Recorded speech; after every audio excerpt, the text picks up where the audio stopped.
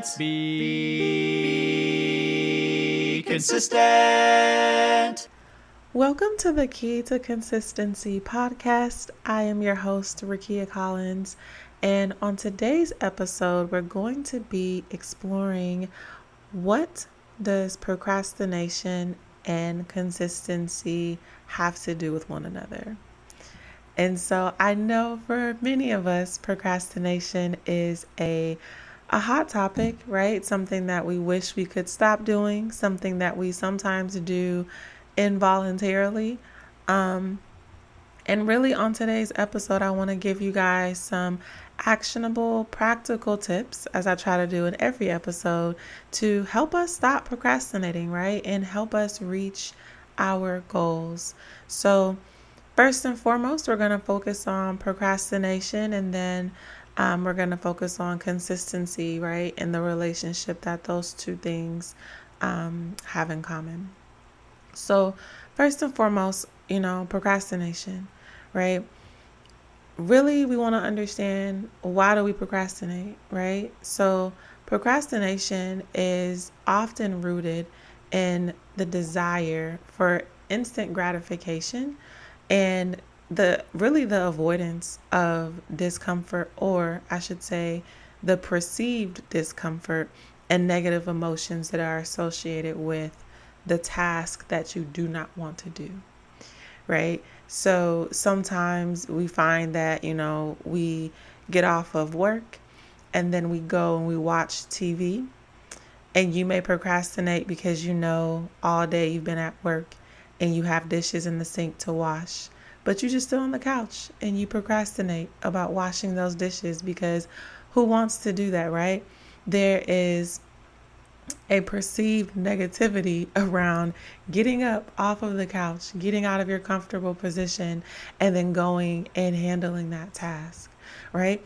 Or procrastination could be rooted in just the fear of failure, right? Or perfectionism, or sometimes even, lack of clarity and the ability to prioritize your goals and your objectives. And so if you struggle with procrastination, one thing that I would encourage you to do is really try to better understand yourself first and foremost. And to do that, you can create we're going to call it a procrastination awareness log, right? So what does that look like? It looks like ideally you can get a pencil and a paper, or you can use your iPhone or your phone, or, whatever you have near you. But you can really write down instances where you procrastinate. Because when you begin to recognize patterns and habits, that's when you can start to break them. Because you begin to see, okay, when it comes down to, if we go back to our earlier example about washing the dishes, you can begin to recognize patterns of, why do I feel this way about washing dishes? Is it truly about washing the dishes, or is it more about leaving the comfort of the couch, right? Is it the fact that I don't want to have to pause my TV show and get up and move because I was moving all day at work, right? Really trying to understand what triggers the procrastination, what emotions are you feeling, but most importantly, what are the consequences of you not taking that action that you need to take, right? What happens if you don't wash those dishes that night? And let's say you have a dish in the sink that you need to leverage for breakfast the next morning.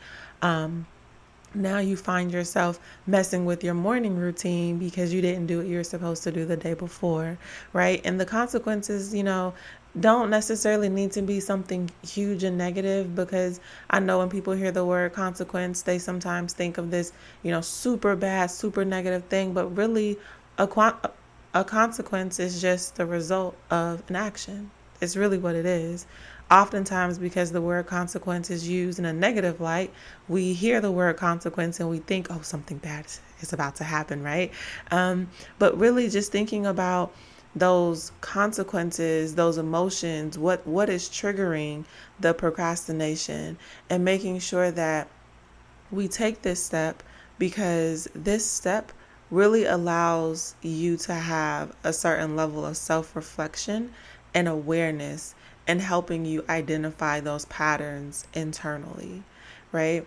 We have to understand that procrastination really has some psychological factors associated with it as well, right? Some of those things can be because as humans, we tend to prioritize short-term pleasure over long-term benefits.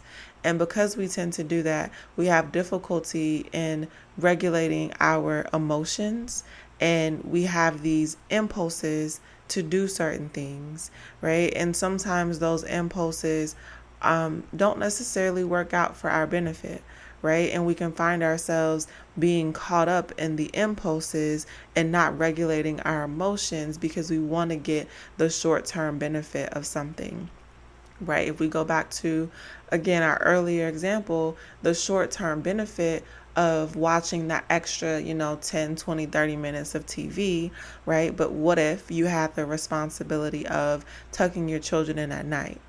Right? And so now you're prioritizing watching TV over going and spending a few extra moments with your child or washing those dishes or whatever it is that you should be doing, but you just can't find the willpower and the strength within you to actually take care of those actions.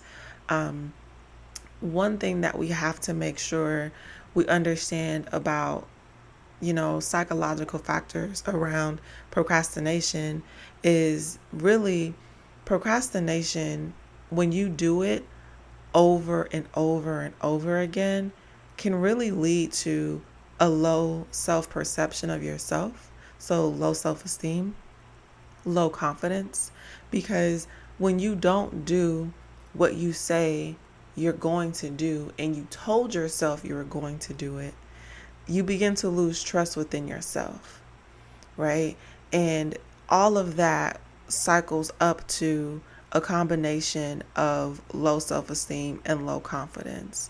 You begin to talk to yourself differently when you don't keep your word to yourself, right? And so while procrastination, can be something that starts off as not something that you do that often, you do it here or there, we do want to make sure that, as my mother used to say, that we nip it in the bud, because we don't want that to become a part of our lives, especially as we're striving to build consistency within ourselves.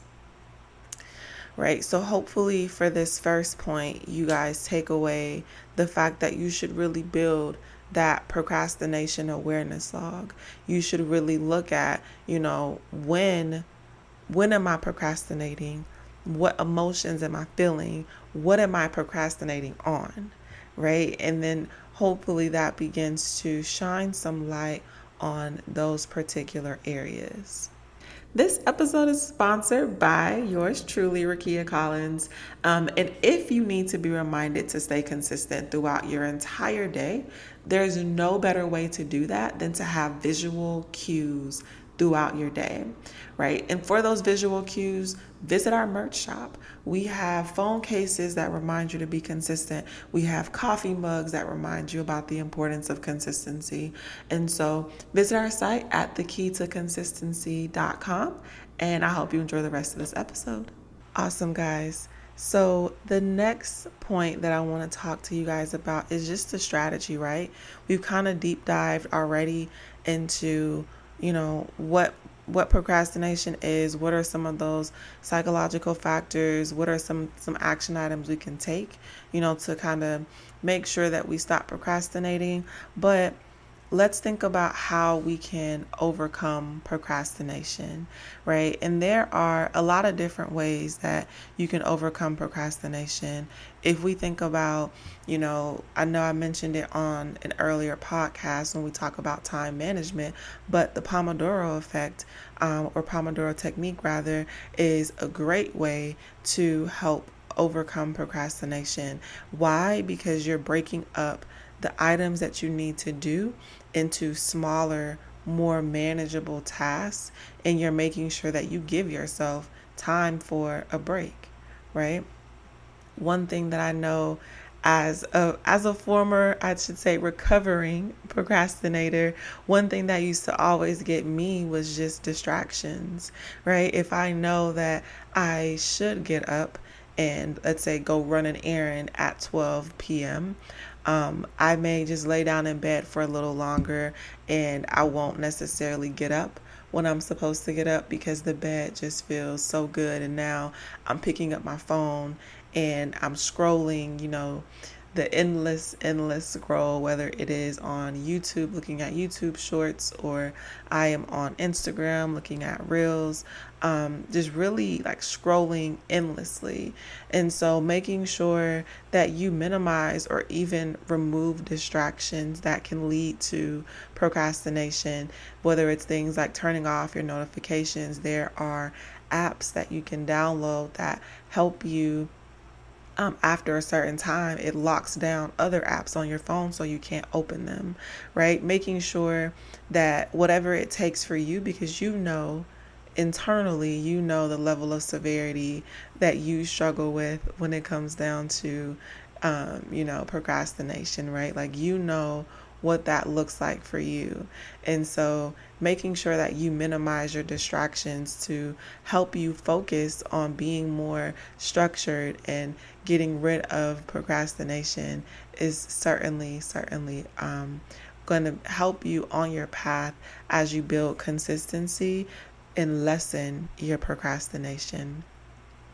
Another thing that I would say is making sure that you cultivate self-awareness, which you should get from your procrastination log. But with that self-awareness, it doesn't mean anything if you're aware but you're not disciplined, right? You can be aware that something is a problem, but if you're not disciplined enough to take the necessary actions to stop that behavior, it doesn't mean anything. And so once you identify those habits from your, procrastination awareness log, make sure that you internally try to cultivate the discipline to consciously stay on the right track against procrastination, right? Like, you want to make sure that with that self-discipline, again, on this podcast, we're starting small.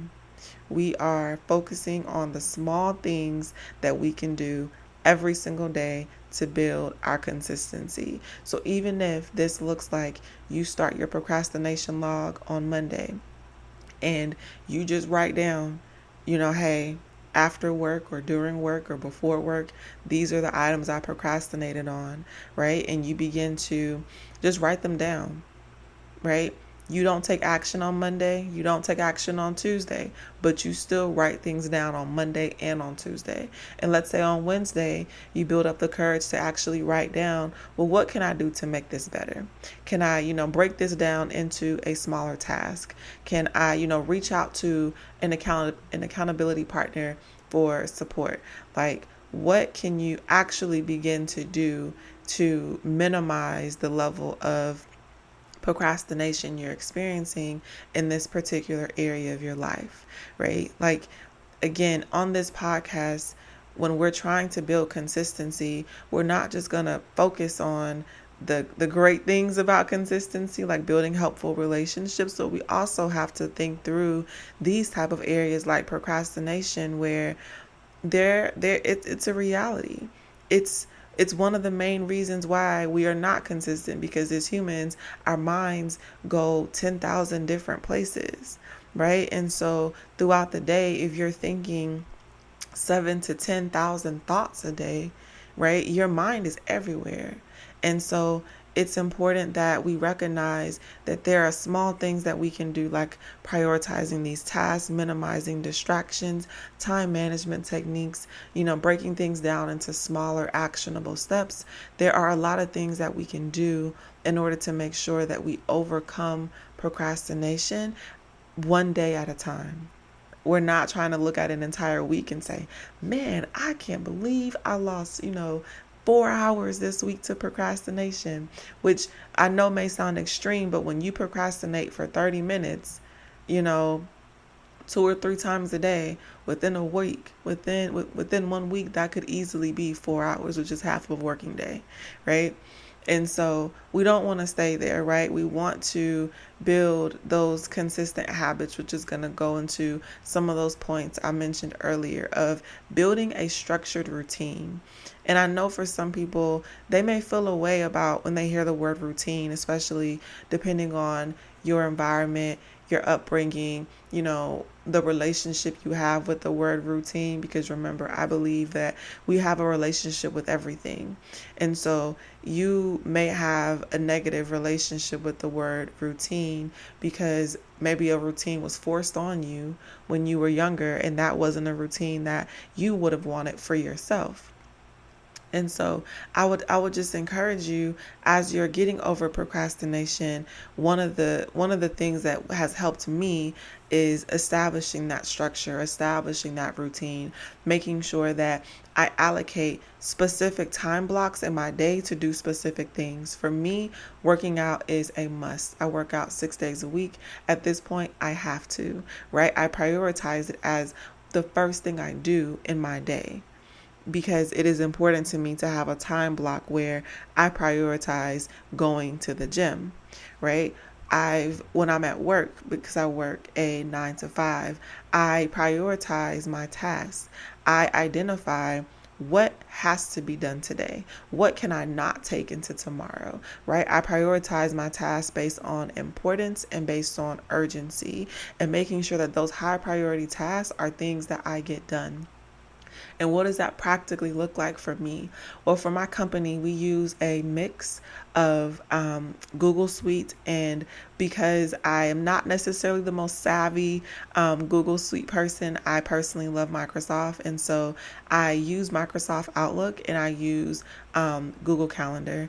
Google Calendar, one thing I love about it is that you can create what they call tasks within Google Calendar, and those task line items show up in different colors compared to your actual calendar, right? And your actual meetings. And so for me, I'll put my tasks on Google Calendar that automatically syncs over to Outlook. And so when I do that sync over, I'll be in Outlook, and I'm checking off tasks that came from Google Calendar, or if I'm already in the calendar, I'll check them off there. But that's how I go throughout my day, and I prioritize outside of my regular customer meetings that I have. I make sure that I have a priority list, right? Because especially if you work, one thing that can come from procrastination is you're doing things, but you're not doing things that you should be doing. If you have 2 high priority items that you have to get done, but you have 3 different people who've, thrown time on your calendar and they're asking you for your help with something, no is a complete sentence. And it took me a while to get to that point. And I will be honest, I'm still working on that. But understanding that no is a complete sentence. No, I cannot help you. No, I don't have the capacity to take that on at this particular point. And asking for a deadline. When do you need this by? Right? Because I can't get to it today, I may be able to get to it later on this week. Right? But you have to understand and have a certain level of, again, self-awareness and accountability within yourself to be able to advocate for yourself and help you avoid procrastination, right? And I know some of you guys are like, well, Rakeyia, how does that relate to procrastination? Well, it does. If you know you have 2 things that are high priority for your list, for yourself to get done, but you still choose to prioritize someone else's action items that are not truly your action items, that is a form of procrastination, because now you're choosing to prioritize something that is not your priority, and everyone's emergency cannot be your emergency, right? You still have to make sure that your high priority action items get done, because they are what you yourself are accountable for. And we go back to it. What's going to happen when you don't get the things done that are high priority for you? You wrote them down. You said, hey, I'm going to get these things done, but you don't get them done.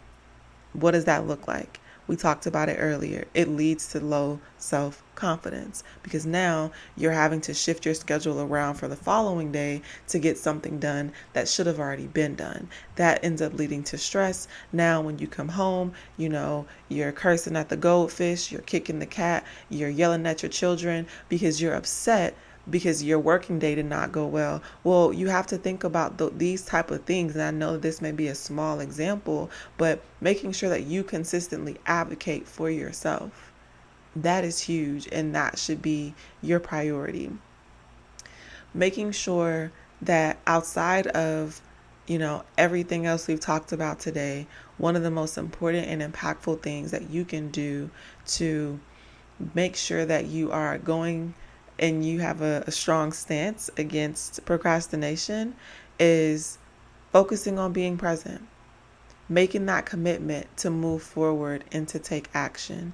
That is critical, right? Making sure that, as I mentioned earlier, whether you use Google Calendar or you use Outlook or whatever tool you may leverage, that you have a visual tool to give you those tasks and those activities that you have to do today, making sure that you're breaking those things up into manageable bite-sized chunks and that you are consistently allocating time to make sure that you are progressing towards what's important to you in that particular day.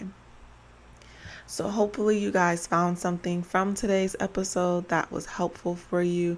And as usual, we're going to end off this episode with a scripture, Psalm 90, verse 12, where it says, "Teach us to number our days that we may gain a heart of wisdom." And why I love this and I wanted to pair this with procrastination is because our days are numbered. Right? And that's something that we have to realize. And so when we waste time and we don't spend the time doing the things that help move the needle in our lives towards reaching our goals, it becomes a problem, right? We have to know that we need to number our days that we may gain that heart of wisdom. So remember, guys, consistency breeds mastery and transforms the ordinary into the extraordinary. And until next time, bye, guys. Thank you so much for listening to today's episode of The Key to Consistency.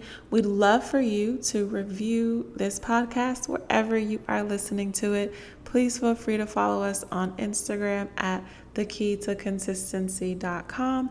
And if you enjoyed this episode and you found something that was beneficial to you, of course, please share it with a friend and someone else that you think would benefit from starting their own consistency journey.